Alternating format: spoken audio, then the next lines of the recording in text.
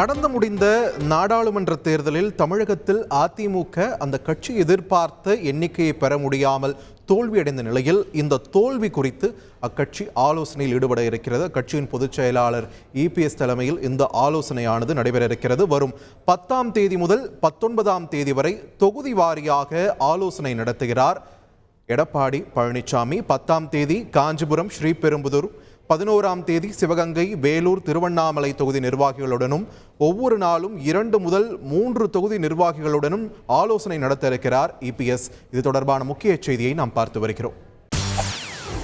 செய்திகளை உடனுக்குடன் தெரிந்து கொள்ள உடனே சப்ஸ்கிரைப் பண்ணுங்க.